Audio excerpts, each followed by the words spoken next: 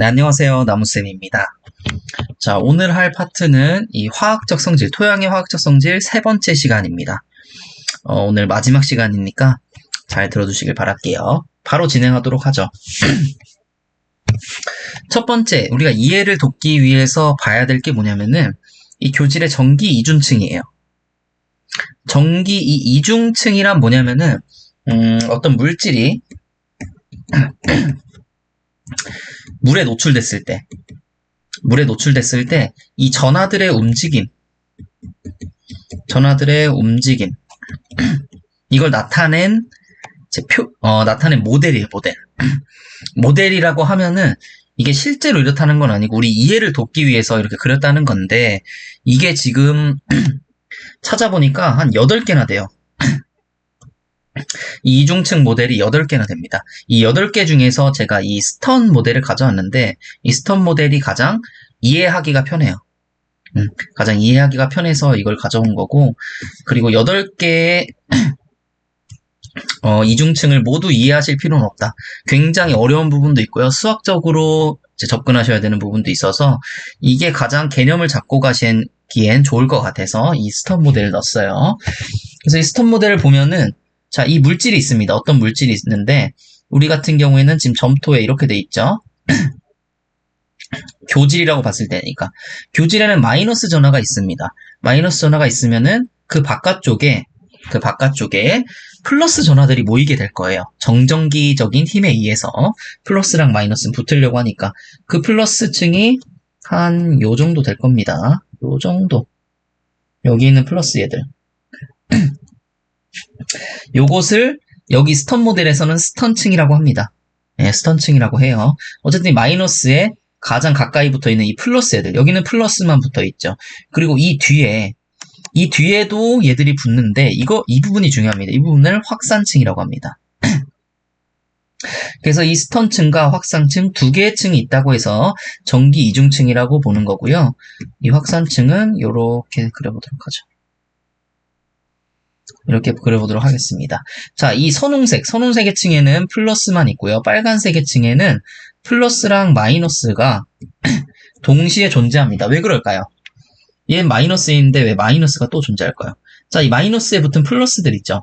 이 플러스들에도 이 마이너스들이 또 붙어야 되잖아요. 그쵸? 그렇기 때문에 이런 층을 이제 고안을 해낸 것이고요.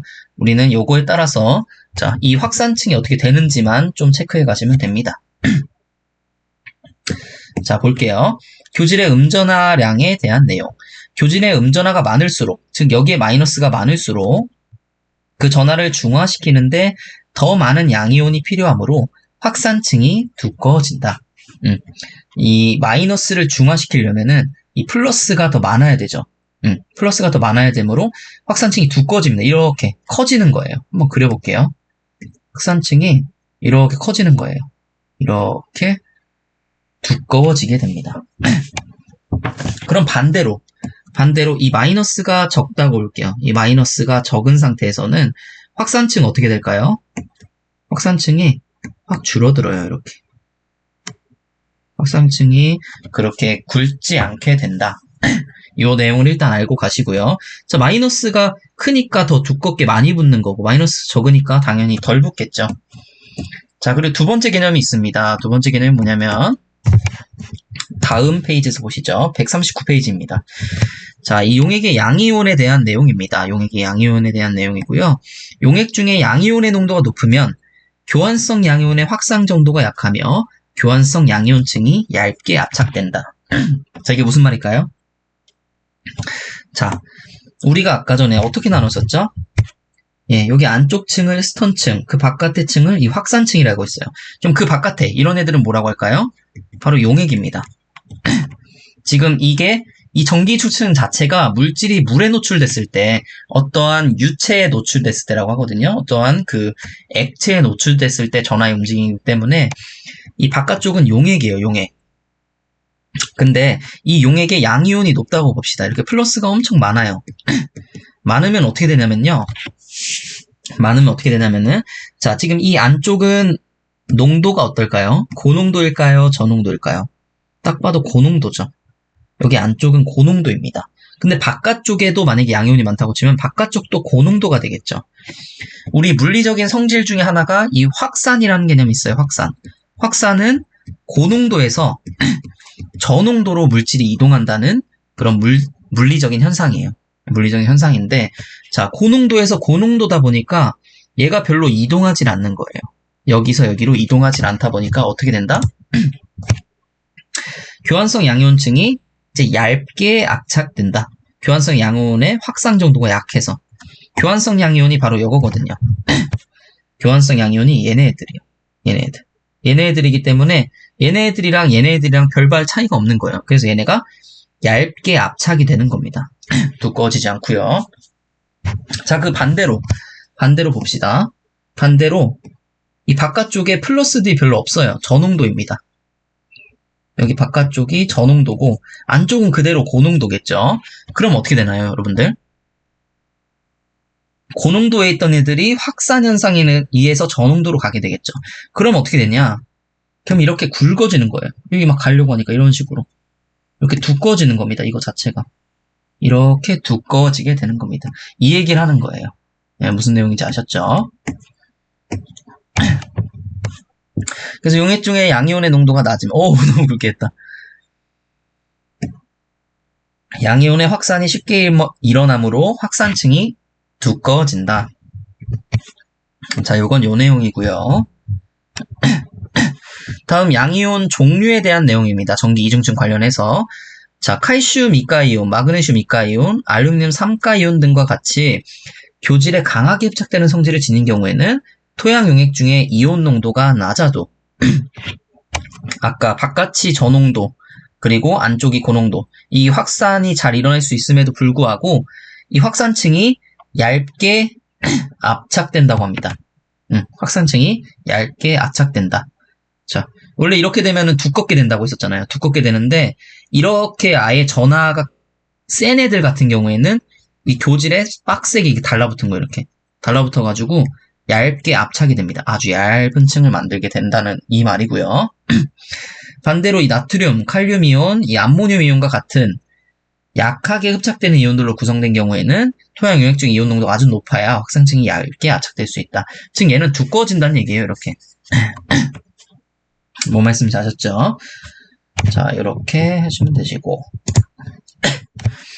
토양 콜로이드별 양이온 교환 용량을 이제 비교했습니다. 양이온 교환 용량을 비교했는데 양이온 교환 용량에 대해서는 여기 바로 아래서 배울 겁니다. 이 양이온 용량이 많다는 것은 영양분을 많이 보유 흡착할 수 있다는 거고요.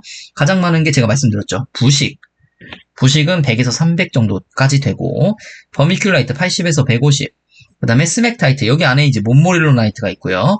60에서 100 함수 온모라고 불리는 이 하이드러스 미카 25에서 40 카올린 우리나라 대표 점토 광물이고 1대1형에다가 비팽창형 그렇죠. 3에서 15고요. 철 알루미늄 수산화물 얘 같은 경우에 0에서 3이다. 자, 이렇게 됐고 자, 그 다음에 정말 중요한 개념입니다. 이 양이온 교환이거든요. 양이온 교환인데 양이온 교환이 무슨 뜻이냐면은 말 그대로 양이온끼리 서로 교환을 한다는 겁니다. 아까 전에 토양 입자는 마이너스 이 전하를 띠고 있고 이 마이너스 전하를 띠는데 플러스들이 달라붙는다고 했었죠. 그쵸? 플러스들이 달라붙습니다. 근데 이 플러스들이 여러 가지가 뭐 칼륨 붙을 수도 있고 칼슘 붙을 수도 있고 나트륨 붙을 수도 있는데 자, 이 중에 흡착력이 더 강한 애들이 있다는 거예요. 흡착력에 세기 순위가 있다는 거예요. 누가 흡착력이 가장 강하냐? 정답 먼저 알려드리면은 이 수소가 가장 강하고요. 그 다음 칼슘이 강하고요. 그 다음에 마그네슘이 강하고요. 그 다음에 칼륨이 강하고요. 칼륨이 강하고 그 다음 칼륨이랑 이 암모늄은 같고요. 그 다음에 가장 작은 게 이 나트륨 이온입니다. 그리고 여기 사이에는 이 알루미늄을 넣는 경우도 있어요. 이 알루미늄 3가를 넣는 경우도 있습니다. 그래서 이 수소랑 알루미늄 이온이 가장 흡착력이 높다. 이 내용은 이미 밑에 적혀 있죠. 보시면은. 자, 여기에 흡착력의 크기가 적혀 있습니다. 이 흡착력의 크기에 따라서 흡착력이 더 큰 녀석이 작은 녀석과 바뀌는 것을 말합니다. 이게 양이온 교환 용량이에요. 양이온 교환이에요. 양이온 교환. 여기 보시면은 칼슘과 마그네슘이 지금 바뀌죠, 서로. 칼슘과 마그네슘이 이렇게 서로 바뀝니다. 자, 칼슘이 바깥에 있었는데 안쪽으로 붙습니다. 왜 붙을 수 있을까요? 얘가 흡착력이 더 강하기 때문이죠. 칼슘이 흡착력이 강하기 때문에 마그네슘 너 나가 얘 내쫓치게 되는 거예요. 마그네슘을. 요게 양이온 교환입니다. 요게 양이온 교환이에요. 굉장히 간단하죠? 네. 자, 그러면 여러분 궁금하실 수도 있는 게 그럼 어떤 것이 흡착력의 크기를 나타내는가? 어떤 것이 왜 흡착력이 강한가? 왜 수소가 흡착력이 강하고 왜 나트륨은 흡착력이 약한가? 이렇게 말씀드릴 수 있어요. 자, 흡착력이 강한 이유. 첫 번째는 농도가 높은 이온일수록입니다. 농도가 높을수록 흡착력이 강합니다. 즉, 인해 전술이죠. 양이 많으면 많을수록 이 흡착력이 강한 거예요. 근데, 자, 보시면은 왜 수소가 왜 강할까요? 수소가 왜 강할까요? 이걸 알려면은 우리가 우주가 태어난 원리를 알아야 되는데, 이 빅뱅 이론 있죠? 빅뱅 이론. 빅뱅 이론에 의하면 우주가 처음에 생겨났을 때 가장 많은 것이 이 수소. 그 다음 뭐예요? 그 다음 바로 헬륨입니다. 수소가 1번 원소고 헬륨이 2번 원소예요. 수소로 이 헬륨이 만들어지고 헬륨이 그 다음 3번 원소 만들어집니다. 3번 원소 뭐였죠? 리튬. 네. 그 다음에 뭐 베릴륨. 이런 식으로 해서 쭉쭉쭉 3번이 4번 만들어가고 4번이 5번 만들어가고 뭐 이런 식으로 이제 원소들이 만들어졌어요. 이런 식으로 원소들이 만들어졌는데 이 가장 많고 가장 재료의 가장 기본이 되는 물질이 이 수소거든요. 수소. 그렇기 때문에 전 우주에 가장 많은 원소는 이 수소예요. 수소로 얘네가 다 만들어진 거거든요. 결국에는 수소를 통해서 만들어진 거기 때문에 수소는 전 우주에 걸쳐서 가장 많은 농도를 아주 극단적으로 많은 농도를 가지고 있습니다. 그렇기 때문에 가장 농도가 높은 이 수소가 흡착력이 가장 많고요. 자, 두 번째는 뭐냐? 두 번째는 이 전하의 크기입니다. 전하의 크기. 전하라고 하면 플러스 마이너스를 말하죠. 이 플러스가 높은 녀석들이 셉니다. 자, 알루미늄 이온했을 때 3가죠. 칼슘 2가죠. 마그네슘 2가죠. 자, 3가, 2가, 2가. 그 다음에 1가의 녀석들 나오죠. 자, 전하의 크기에 따라 다르고. 자, 세 번째 뭐가 있느냐? 바로 수화반지름입니다. 수화반지름이 작을수록 수화반지름은 자, 이렇게 있다고 했을 때 어떤 물질, 예를 들어서 나트륨이 있다고 했을 때 자, 물이 이렇게 분포되어 있는 물 감쌀 수 있는 이 반지름이 크냐 작냐 요 얘기였었죠. 이 수화반지름이 이렇게 작을수록 이 나트륨은 실제로는 큽니다. 자, 이거 칼륨으로 바꿀게요. 자, 이렇게 작을수록 나트륨 같은 경우에는 이거보다 훨씬 크죠. 이렇게 수화반지름 작을수록 흡착력이 크다. 이렇게 보는 거예요. 그래서 요거에 따라서 우리는 흡착력의 크기를 이렇게 나타낼 수 있습니다. 자, 양이온 교환의 특징에 대해서 한번 볼게요. 양이온 교환의 특징. 토양 교질에 흡착된 양이온은 쉽게 용탈되지 않아 다음에 꺼내 쓸 수가 있습니다. 즉, 여기에 이미 붙어 있는 애들 있죠. 이런 애들은 쉽게 떨어져 나가지 않는 거예요. 이 양이온 교환은 할지언정 얘가 갑자기 혼자서 떨어져 나가고 이런 경우는 없기 때문에 예를 들어서 칼슘이 부족하다. 네, 식물에 칼슘이 부족하다 하면은 이 식물만 뿅 떼서 쓰는 거예요. 이런 식으로. 즉 창고 같은 개념인 거죠. 이 토양 입자가. 자, 두 번째, 토양 교질에 총 흡착할 수 있는 양이온의 양을 양이온 교환 용량이라고 합니다. 이걸 CEC라고 해요. 이 양이온 교환 용량인 CEC의 단위는 이 C몰C 킬로그램이고요. 자, 이거는 좀 알아가시고요. 이 C몰C 킬로그램은 건조 토양 1kg가 교환할 수 있는 양이온의 총량입니다. CEC가 높아지면 산성 토양의 경우 더 많은 석회가 있어야 중화시킬 수가 있다. 자, 이 말이 무슨 말이냐면은 우리가 산성 토양이라고 하는 것은 무슨 말이라고 했었죠, 저번에? 이 수소이온 농도라고 했잖아요. pH라는 것 자체가. 이 수소이온이 많아지면 많아질수록 뭐가 됩니까? 산성화됩니다. 산성화. 토양은 산성화가 됩니다. 여기에 다 이렇게 수소가 붙어 있잖아요. 만약에 그러면 얘는 산성화된 토양이라고 보는 거예요. 네, 산성화된 토양이라고 보는 겁니다. 근데 이 CC가 높아지게 되잖아요. 마이너스가. 즉, 이 마이너스들이 되게 많아져가지고 더 많은 수소들이 붙게 되면은 이 수소들을 중화시키려면 이 수소를 해리시키려면, 수소를 떼어내려면 더 많은 석회들이 필요하겠죠. 석회들은 이 수소를 떼어내는데 아주 효과적인 녀석들인데 이 수소가 많으면 많을수록 더 많은 석회들이 이제 필요하다는 거예요. 그 얘기를 하는 거고요. 그 제가 예시를 든 게 농도가 높은 용액을 중화시키는데 낮은 농도의 용액보다 더 많은 물을 넣어야 하는 원리가 같다. 자, 이렇게 같은 컵에 미숫가루가 있습니다. 좀 다른 컵에. 이렇게 미숫가루가 있어요. 이렇게 같은 양의 같은 미숫가루가 있었어요. 둘이 같다고 봅시다. 같은데, 미숫가루 농도가 너무 진해요. 미숫가루 농도가 너무 진합니다. 그래서 둘 다, 이렇게 하면 안 되겠다. 죄송합니다. 이렇게 예시를 들면 안 되겠다.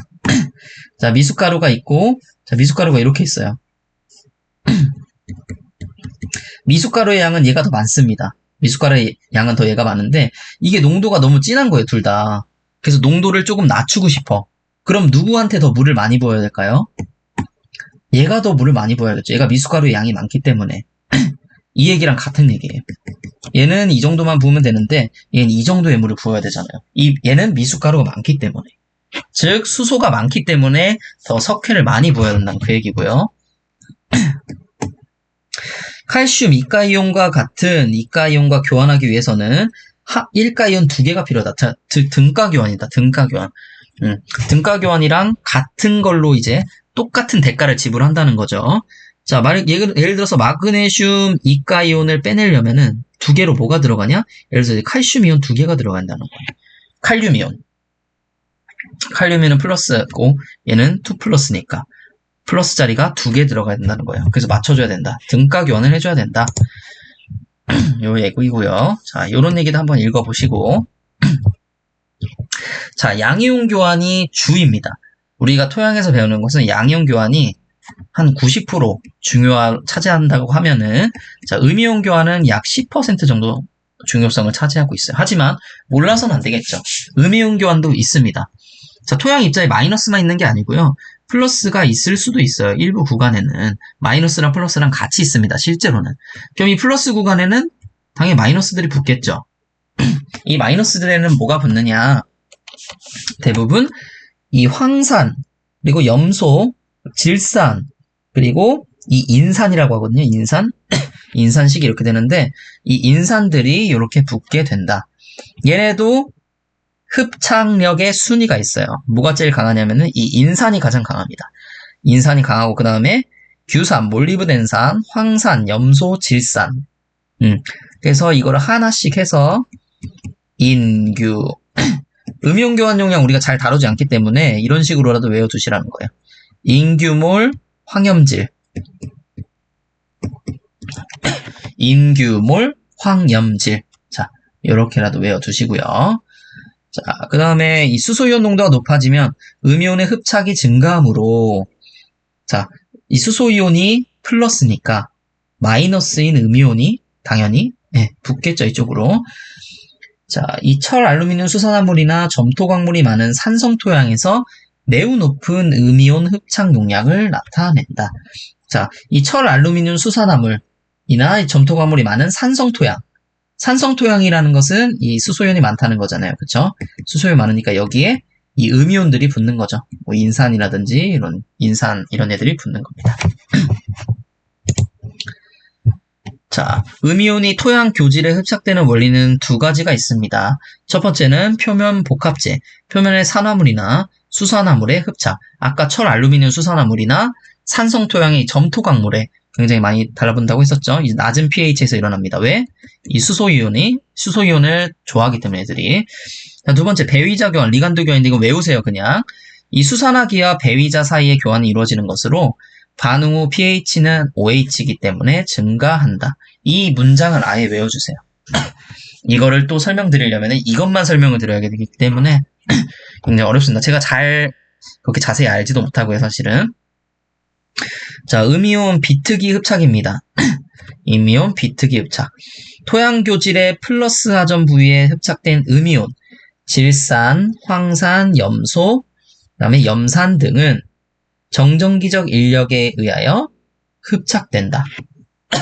정전기적 인력에 의하여 흡착된다. 이 배위자 교환으로 흡착되는 것은 자, 인산 이런 녀석들이 있어요.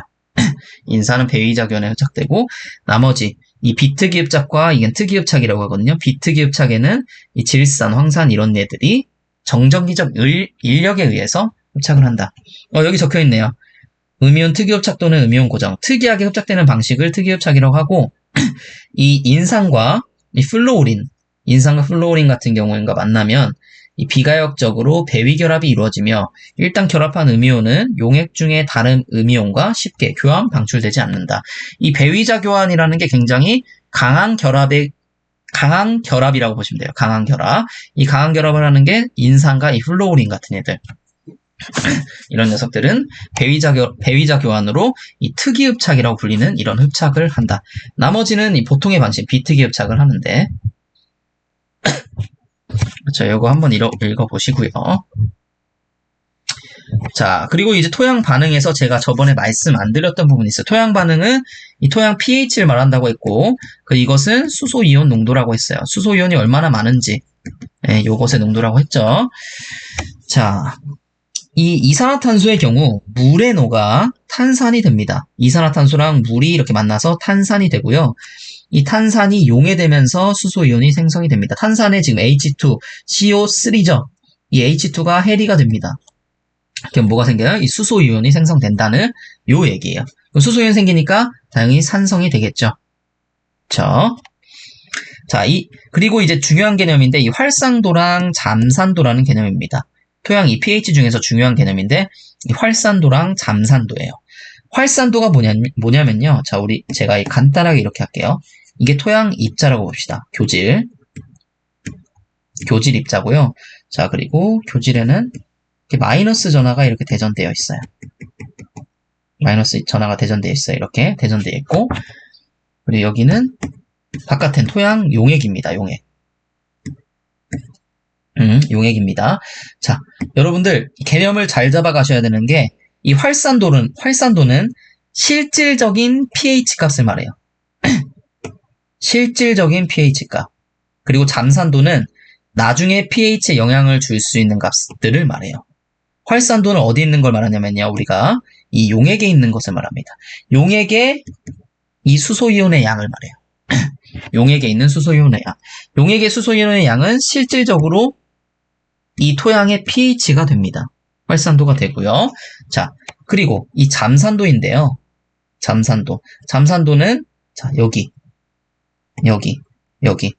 이 입자에 붙어 있는 산도를 말해요. 입자에 붙어서 나중에 이제 용액에 나와서 문제가 될 수 있는 애들. 그런 애들을 이 잠산도라고 합니다. 토양 입자에 흡착된 교환성 수소와 교환성 알루미늄에 의한 것. 여기 있는 수소랑 이 알루미늄들이 이 산성을 유도를 하거든요. 나중에 나와서. 요런 거 이제 잠산도라고 하고요. 오히려 토양 산도의 주요 원인이 얘입니다. 얘. 이 용액에 있는 것보다 이 토양에 붙어 있는 애들 훨씬 많기 때문에 이 산성을 죽인다고 하면은 이 잠산도를 죽이는 게 굉장히 중요합니다. 실제로 체크하는 건 이 활산도라고 하더라도요. 네, 이렇게 보고 산도와 잠산도. 자, 이 내용을 보시고 제가 이렇게 한번 비유를 했었어요.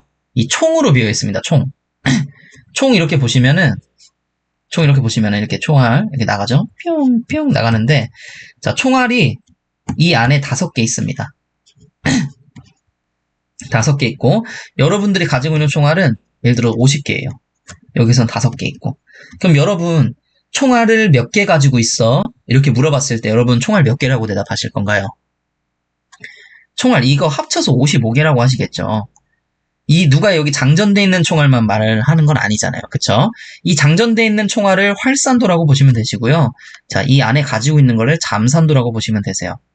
여러분이 만약에 누굴 쏜다라고 하면은 여러분은 총 55번을 쏠 수 있는 거잖아요. 여러분 5번만 쏠 수 있는 거 아니잖아요. 그쵸? 네, 요 내용이라고 보시면 됩니다. 빙산의 일각처럼 이 빙하에 이렇게 나와 있는 부분만 이 활산도라고 본 거예요. 요 개념이라고 보시고. 자, 토양 산성화의 원인, 요거에 대해서 한번 보셔야겠죠. 토양 산성화의 원인. 토양 중 식물 뿌리나 미생물의 호흡으로 생성되는 이산화탄소가 아까 말씀드렸죠. 이 탄산. 네, 탄산이 됐고, 이 탄산에 있는 수소가 헬이 되면서 수소이온이 생겨냈고, 그렇죠. 네, 이렇게 산성화 될 수 있고요. 자, 두 번째. 이 비료 성분인데, 토양에 시용한 암모니아태를 비롯한 질소질 비료의 암모늄 이온이, 자, NH+가 질산화 작용에 의해서 NO3-가 되죠. 자, 뭐가 없어졌습니까? 수소가 없어졌죠. 수소이온 어딘가로 갔다는 거예요. 이것에 의해서 또 토양 산성화가 이루어질 수 있고요. 자, 세 번째, 토양 속의 철 황화물 FeSE2나 살균제, 비료에 함유된 황이 미생물의 작용이나 화학적 반응을 통하여 황산이온으로 산화되면 이 수소이온이 생겨납니다. 이런 부분도 알고 계시고, 자, 농경지에서 작물을 수확하면 수확물에 있는 칼슘, 마그네슘, 칼륨도 함께 제거되므로 토양으로부터 양이온을 제거하는 결과를 가져온다. 자, 또 이렇게 해서 작물이 있으면 이 뿌리 같은 거, 또는 뭐 조금 굵은 애들은 밑둥 이렇게 있을 거 아니에요? 이런 애들을 제거하게 되면은 여기에 같이 묶어있는 이런 양이온들도 함께 빠져나간다. 그래서 토양의 영양분이 줄어드는 그런 효과를 가져올 수 있다. 그래서 그냥 둬도 문제없다. 다음 토양의 알칼리화는 무슨 뜻이냐, 요거에 대해서는 한번 여러분 봐주시고요. 그러면은 이렇게 수소이온이 막 쌓인 토양을 어떻게 개량을 해줘야 되냐, 어떻게 다시 이 알칼리성으로 바꿔줘야 되냐. 알칼리 토양까지는 아니더라도 결국 중성화를 시켜야 될 거 아닙니까? 그래서 이 어떻게 알칼리 토양으로 가까이 갈 수 있게 만들어주느냐. 자, 석회를 넣어줘야 되는데요. 산성 토양 개량에 사용되는 대표적 석회 물질은 이 생석회랑요, 소석회랑 이 탄산석회, 그리고 고토 이런 녀석들입니다. 자, 이런 녀석들이 어떻게 이 수소이온을 끌어낼까요? 수소이온이 이렇게 토양 입자에 붙어 있잖아요. 이렇게 붙어 있습니다. 자, 보통 얘네를 끌어내는 게 누구냐면요, 이 칼슘이에요. 근데 아까 칼슘이 흡착력이 다른 거 중에서는 되게 강한 편인데 수소보다는 낫다고 했잖아요. 근데 어떻게 끌어낼까요? 이 칼슘을 많이 넣으면 됩니다. 많이 넣으면 어떻게 되죠, 여러분들? 아까, 자, 이거 한 번 더 보셔야 될 것 같아요. 아까 흡착력이 강해지려면 농도가 높아야 된다고 했었죠. 그쵸? 이 칼슘의 농도를 높여가지고 얘의 흡착력을 뛰어넘게 해버리는 거예요. 무슨 말씀인지 알겠죠?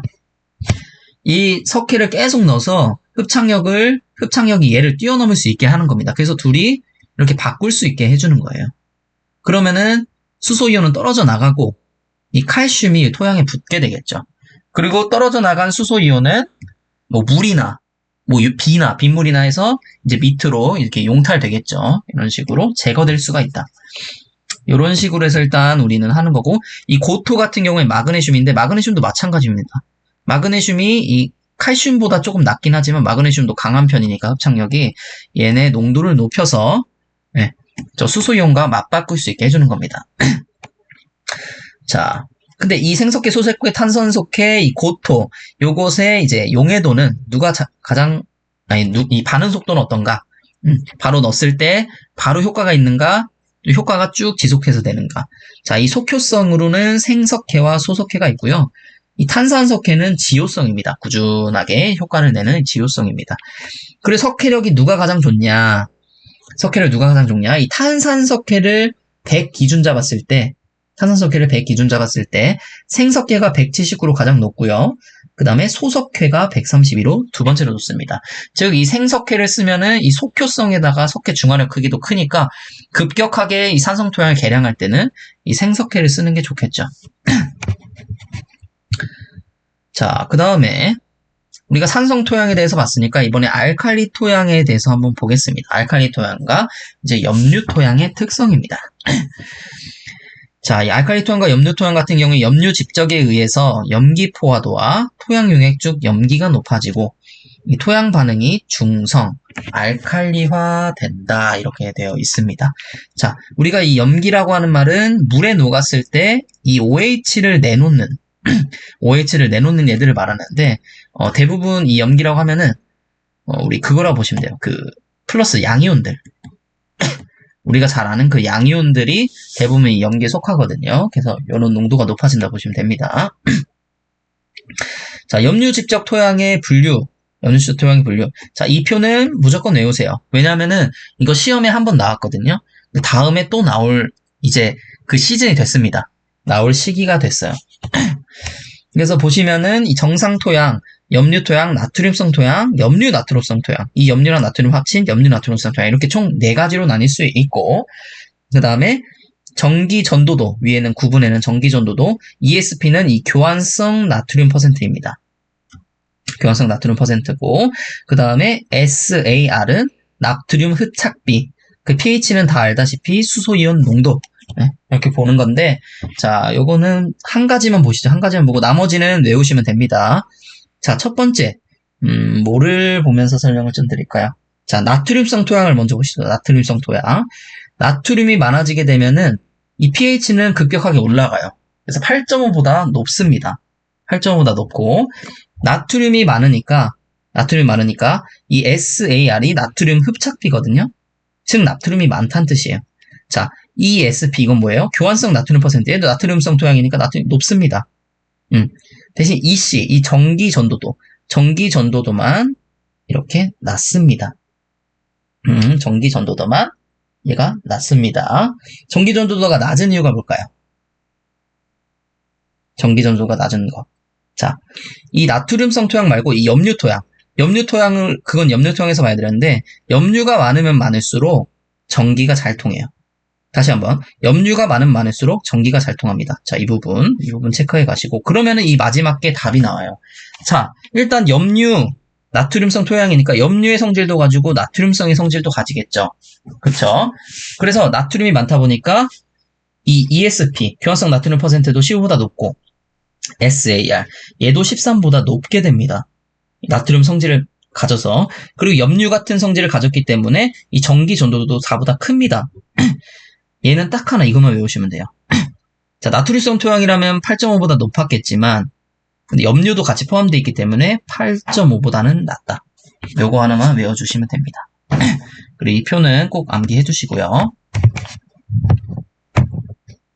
자, 이것만 한번 볼까요? 염류 토양이 위험한 이유. 염류 토양 같은 경우에는 이 순수한 물이에요. 순수한 물이 이렇게 있다 봅시다. 여기에 계속 무언가 농도를 첨가시킨다고 보면 돼요. 농도를 첨가시킨다. 농도를 첨가시키면 우리 그 수분 배웠을 때 이 삼투 포텐셜이라는 개념이 있어요. 삼투 포텐셜. 삼투 포텐셜이 어떻게 될까요? 뭔가 계속 첨가를 하면요. 삼투 포텐셜이 낮아집니다. 삼투 포텐셜이 낮아지면 어떻게 되죠? 낮아지면은. 자, 토양이 있고, 여기 식물이 있어요. 자, 이 토양의 수분 포텐셜이 낮아진다고 볼게요. 수분 포텐셜은 높은 데서 낮은 데로 흐르죠. 원래는 토양이 더 높은데요. 이게 어떤 이런 물질들로 인해서 더 낮아지면은, 식물보다도 더 낮아질 수가 있어요. 그러면 높은 데서 낮은 데로 물이 흐르기 때문에 오히려 식물에서 토양으로 이게 물을 뺏기는 현상이 발생을 합니다. 즉 이게 어디서 이게 대표적인 예가 뭐냐면은 우리 도로 이렇게 깔리잖아요. 도로 이렇게 깔리고 여기에 나무 이렇게 심잖아요. 나무 같은 거. 겨울에 뭐 하시죠? 제설 작업하죠. 제설 작업. 막 이렇게 소금 뿌리신단 말이에요. 소금 뿌리면은 가끔 해를 입죠. 제설해 입잖아요. 염해를 입잖아요. 그쵸? 그게 바로 그거예요. 이 수목에 있는 수분을 이 소금이 있는 땅이 다 뺏어가서 그런 거예요. 이 수분 포텐셜 때문에. 뭔 말인지 아셨죠? 그래서 이런 부분 때문에 염류 토양이 위험하다. 이렇게 보는 거고. 자, 요 페이지, 이 145페이지거든요. 이것까지만 하고 오늘 강의 마무리하도록 하겠습니다. 자, 염류 지적 토양별 특성. 빨리 진행할게요. 염류 토양은 백색 알칼리 토양이라고 분리고요. 표면에 이 칼슘, 마그네슘, 황산, 염소의 염들이 형성되어 건조기에 백색을 나타낸다. 시고 교질물이 고도로 응집되어 있어 토양 구조는 양호하지만 높은 염류농도 때문에 대부분의 식물이 생육할 수 없다. 이 염류 토양도 그렇고 나트륨 토양도 그렇고요. 예, 이 염류 나트륨성 토양도 모두 식물 생육에는 좋지 않다. 자, 그다음 나트륨성 토양, 흑색 알칼리 토양이라고 불리고요. 흑색이 된 이유는 유기물이 분산되어 토양 입자 표면에 분포하여 어두운 색을 띠게 된다고 합니다.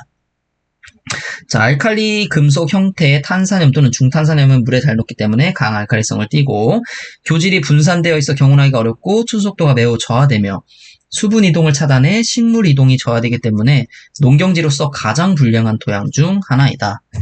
자, 염류 나트륨성 토양은 요것의 중간 특성을 보이고, 자, 요거는 한번 읽어보시길 바랄게요. 자, 그러면 염류지적 토양 어떻게 개량을 해야 되냐? 염류지적 토양은 어떻게 해결해야 될까? 자, 첫 번째는 물입니다. 물로 싹 씻어내리면 돼요. 이 염류지적이라는 게 이 농도가 굉장히 짙어진 거란 말이에요. 이런 염류들이 쌓여서 농도가 짙어진 거기 때문에 여기다 물을 더 첨가해 주는 거예요. 이렇게 물 첨가해 주면 농도가 어떻게 되죠? 농도가 당연히 줄겠죠. 이렇게 해서 염류를 용탈시키는 방법이 이제 가장 중요하고, 그것까지도 아니다 라고 한다면은 이 나트륨성 토양 같은 경우에는 석고나 석회성 분말을 첨가해서 이 칼슘과 나트륨강이 양이온 교환을 유도해요. 이 나트륨을 용탈을 시키게 됩니다. 마찬가지로 여기에 나트륨이 붙어 있는 거예요. 토양 입자에 나트륨 붙어 있는데 여기 칼슘을 첨가해 주는 겁니다. 칼슘 흡착력이 높으니까 얘랑 교환하겠죠. 나트륨 또 밖으로 빠지겠죠. 그 나트륨이 물을 머금고 밑으로 하강한다는 요 얘기입니다. 뭔 말씀 잘했죠? 자, 또한 황산을 사용하여 교질에 나트륨 이온을 용탈시키고 교질에는 수소 이온이 흡착된다. 자, 토양의 산화환원 전이인데요. 사실 요걸로만 한 2페이지 정도 원래 나올 수는 있어요. 2페이지 정도 나올 수 있는데 이게 이해하기도 힘들고 설명하기도 힘들며 굉장히 많은 개념들 이런 걸 이해해야 되기 때문에 일단 여기 나무의사에서 시험에서 맞출 수 있을 정도만 설명을 했는데, 그게 뭐냐? 자, 여러분 이렇게 하시면 됩니다. 자, 보통 EH라고 나타내고 이게 산화환원 전이라고 합니다. 산화환원 전이라고 하는데, 이 환원 상태, 우리가 환원 상태에서는 이 산화환원 전이가 낮고요. 산화 상태에서는 이 산화환원 전이가 높다. 산화환원 전이는 산화했을 때랑 환원했을 때 요 차이를 말하는 거거든요. 환원 상태에서는 이게 낮고요. 산화 상태에서는 이게 높다. 요렇게만 기억하시면 되시고, 이거를 조금 우리가 문제에 적용해 보자면은, 자, 논토양의 표층에는 산소 공급이 잘 됩니다. 논토양 같은 경우에는, 자, 여기가 표층이에요. 여기가 이제 뭐 심층이라고 봅시다. 그러면은 이 표층에는 뭐가 있어요? 공기들이 있죠, 공기들이 막 이렇게 있어요. 산소들도 막 있을 거예요. 그래서 여기는 산화 상태가 됩니다. 표층은 산화 상태가 되지만 이 표층으로 아래로 가면 갈수록 이 환원층이 발달하게 됩니다. 이렇게 되는데, 자, 이 환원 상태에서 이 심토층에서는 그러면은 EH가 어떻게 됐죠? 낮고, 이 표토층에서는 EH가 높다. 여러분 이렇게 이해해 주시면 되는 거예요.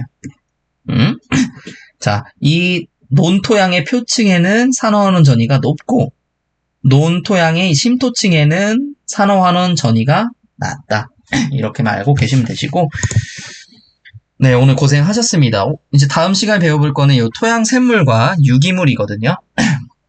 오늘도 열심히 달려왔는데, 저 요즘에 목 상태가 좀 안 좋아서 강의하면서 끙끙거릴 때가 많아요. 근데 요거를 물을 많이 마시면서 좀 해결을 하려고 하거든요. 지금은 아직 병원에 갈 시간이 없어서 병원 잘 못 가는데, 나중에 병원 가서 잘 치료하겠습니다. 일단 오늘도 제 강의를 들어주셔서 정말 감사하고 행복한 하루 되세요. 감사합니다.